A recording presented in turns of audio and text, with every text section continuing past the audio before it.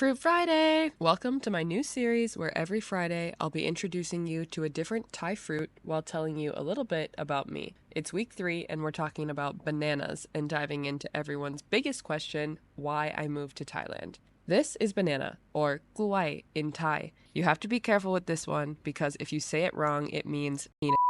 There are many types of bananas in Thailand, so more specifically, this is gluai hom, or fragrant banana. These guys meet one of two fates when they come into my house, and you're going to see both of them in this video. When I graduated from high school, I was sure I wanted to be a physical therapist. I went to university to get a degree in kinesiology, which I loved, especially anatomy, and my plan was to graduate with my bachelor's and continue to get my doctorate of physical therapy. While I was a full-time student, I was also working full-time to support myself and pay for my tuition.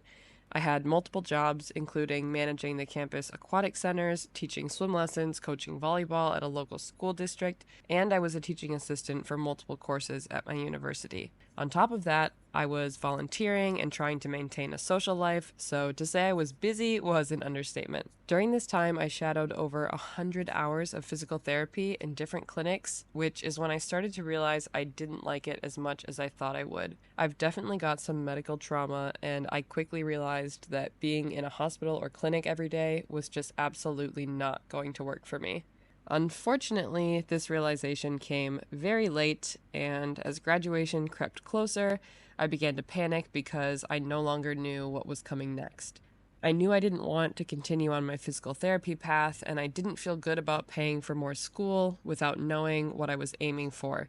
But I also wasn't ready to jump into the workforce because I hadn't considered any other careers. On top of that, I was struggling with feelings of depression and burnout. I was overworking myself. My eating was disordered. I had an unhealthy relationship with exercise. I just felt stuck, but I was also scared to continue on that path. So I started brainstorming other ideas.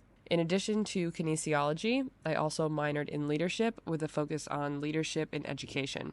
I've always felt called to education and curious about what it would be like to be a teacher, and I think teaching just comes naturally to me. I really enjoy teaching through coaching and swim lessons, but at the time I wasn't sure if I wanted to make a career out of it. That's when I had the idea. I thought if I could just try teaching for a year and see how I do, then I'll know if I should go back to school to get my teaching degree or if I should focus on something else. I also thought getting out of the US for a year just to have a new experience and gain a fresh perspective would give me a clearer picture of what I wanted for my life. So I dove into a morning of research, and within 4 hours I had decided that I was going to move to Thailand after graduation. I signed up for a TEFL course and submitted my application to an international teaching agency that would eventually help me find a job. But wait, why Thailand? Well, I looked at several countries, including Japan, South Korea, Vietnam, Brazil, but they all had start dates that wouldn't work for me. Due to other commitments I had over the summer, I needed to start in October.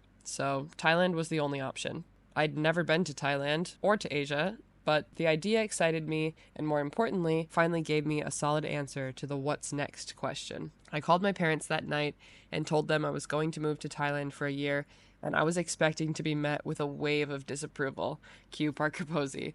But my mom simply smiled and said, "Okay." I think at that point my parents knew better than to try to talk me out of my wild ideas. That was February of 2019, and I arrived in Bangkok at the end of October that same year. And I'll talk you through more of that experience next week, but for now, we have to get back to these bananas. First, banana cake, or bread, depending on who you ask. My mom always makes banana bread, so this is a nostalgic food for me. I've made my own special recipe, and now my friends go crazy for this stuff. While that was baking, I made my favorite banana ice cream, which is just frozen bananas blended with cinnamon, plant milk, and a splash of vanilla. The perfect little treat for a hot day.